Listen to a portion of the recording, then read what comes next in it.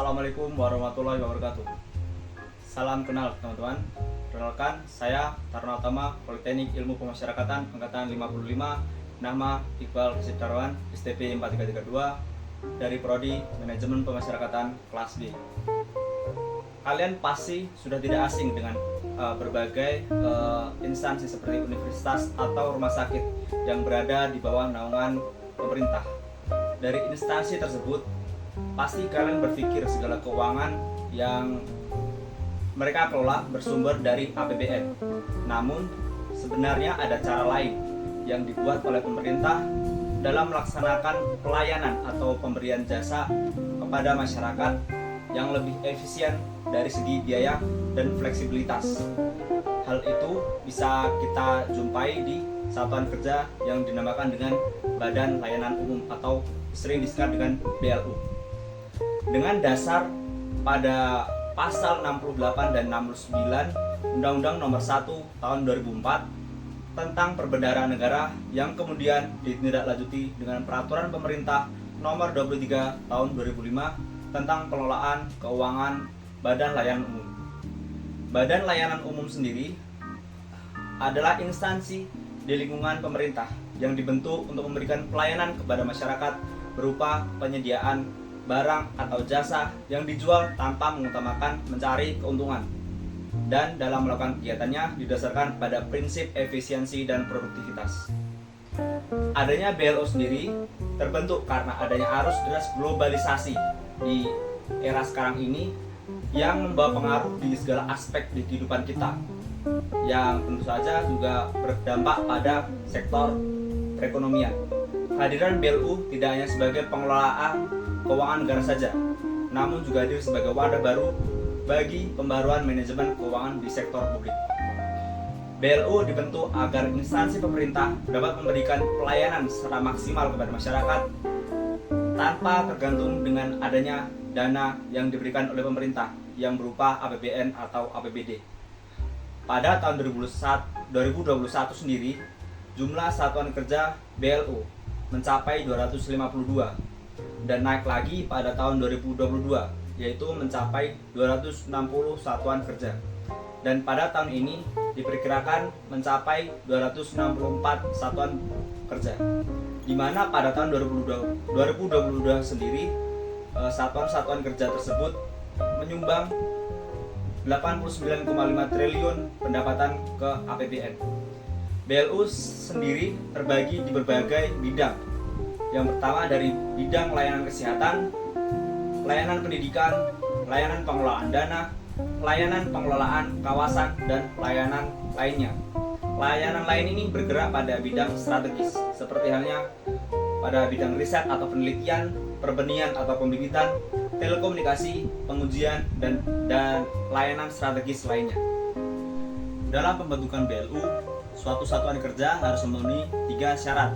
Yang pertama adalah persyaratan secara substantif, secara teknis, dan secara administratif. Secara substantif sendiri, suatu instansi pemerintah yang bersangkutan harus memenuhi persyaratan yang pertama, satuan kerja atau instansi tersebut merupakan penyedia barang atau jasa layanan umum. Yang kedua merupakan pengelolaan wilayah atau kawasan tertentu untuk tujuan meningkatkan perekonomian masyarakat atau layanan umum. Terus yang ketiga adalah pengelolaan dana khusus dalam rangka meningkatkan ekonomi dan pelayanan kepada masyarakat. Yang selanjutnya adalah persyaratan secara teknis terpenuhi apabila kinerja pelayanan di bidang tugas pokok dan fungsinya dari satuan kerja tersebut layak dikelola dan ditingkatkan pencapaiannya melalui BLU, sebagaimana direkomendasikan oleh Menteri atau pimpinan lembaga kepala SKPD sesuai dengan kewenangannya.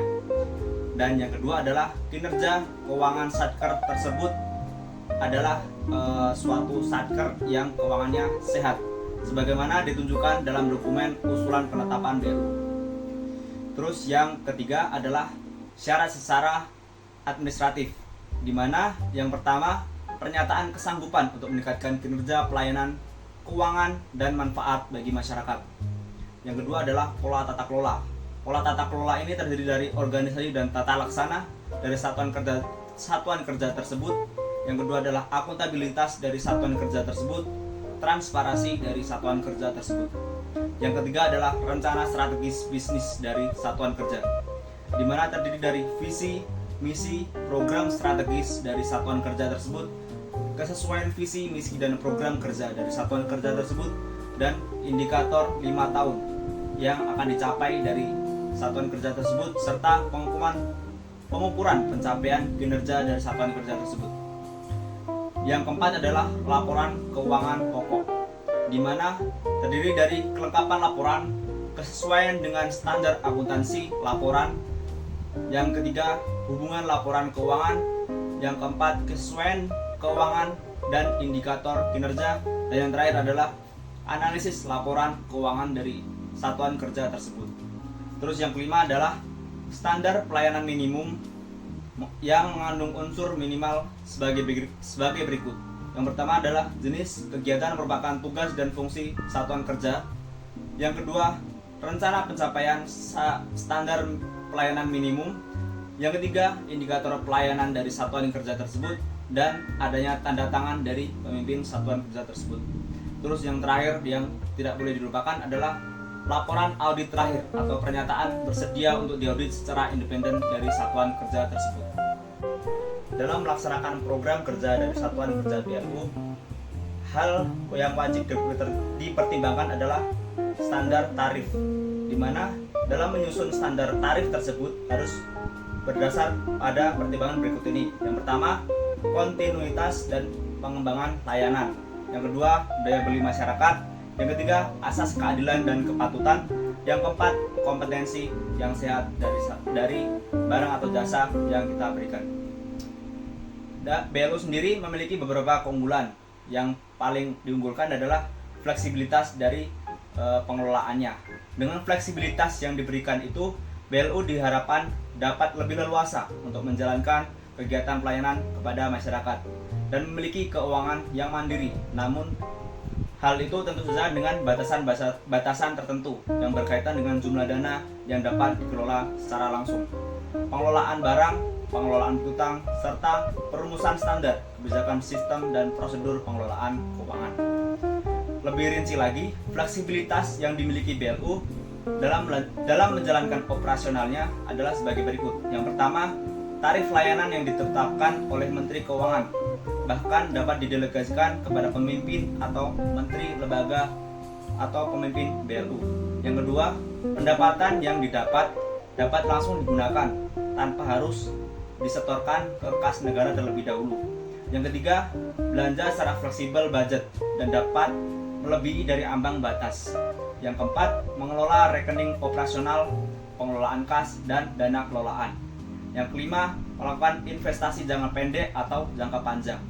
Yang keenam, melakukan utang dan piutang. Yang ketujuh, melakukan transfer kas antar BLU.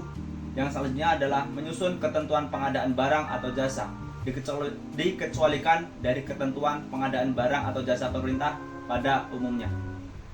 Terus, menyediakan aset dengan mekanisme pembelian melalui fasilitator, mengoptimalisasi aset kerjasama, dan membentuk unit usaha, menggunakan surplus anggaran untuk tahun berikutnya, menerapkan sistem remunerasi. Dalam menjalankan tugasnya, satuan kerja BLU tentu saja memiliki batasan-batasan yang menjadikan satuan kerja tersebut bisa diberhentikan atau pengelolaan keuangan bisa berakhir. Salah satunya dengan yang pertama, dicabut oleh Menteri Keuangan. Yang kedua, dicabut oleh Menteri Keuangan berdasarkan usul dari Menteri, pimpinan lembaga non-kementerian atau pimpinan lembaga yang bersangkutan. Yang ketiga, berubah statusnya menjadi badan hukum dengan kekayaan negara yang dipisahkan. Dan yang keempat, pencabutan penerapan pola pengelolaan keuangan badan layanan umum oleh Menteri Keuangan ketika layanan umum yang bersangkutan sudah tidak memenuhi syarat yang tiga tadi, yaitu secara substantif, teknis, dan administratif. Standar layanan badan layanan umum sendiri harus memenuhi persyaratan berikut ini. Yang pertama, fokus pada jenis layanan.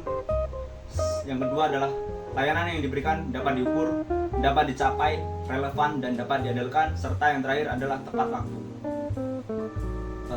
Selanjutnya, mesti kalian bingung apakah terdapat beda dari BLU sendiri dan BUMN. Tentu saja keduanya beda dari berbagai hal. Yang pertama adalah dari segi orientasi sendiri. BLU tidak mengutamakan untuk mencari keuntungan atau non-profit.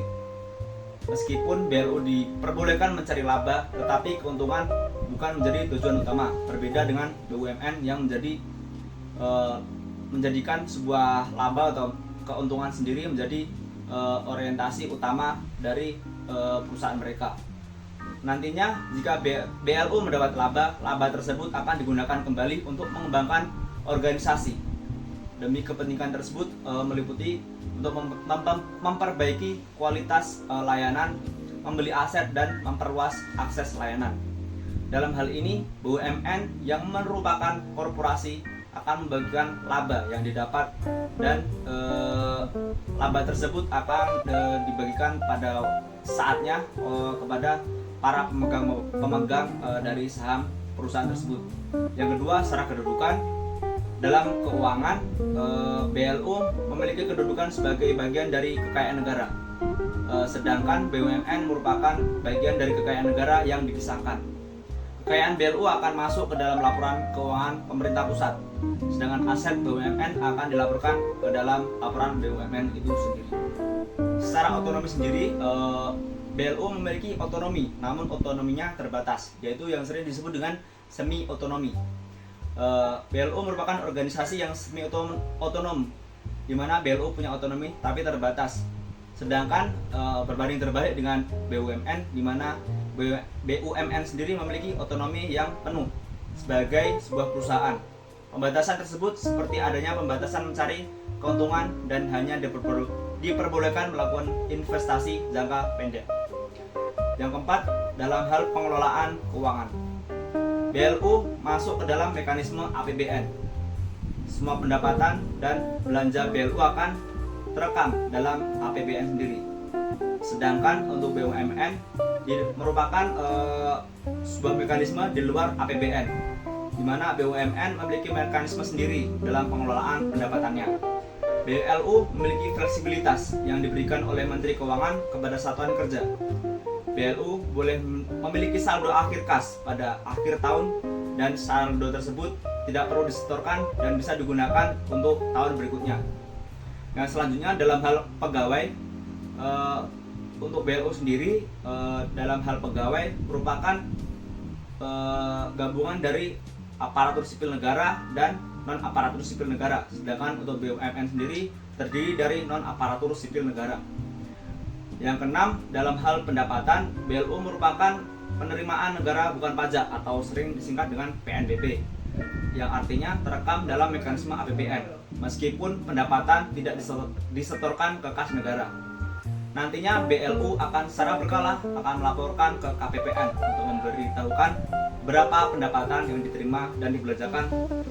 Sedangkan untuk BUMN merupakan bukan PNBP, dia memiliki mekanisme sendiri, yaitu berupa perusahaan dalam perusahaan itu sendiri.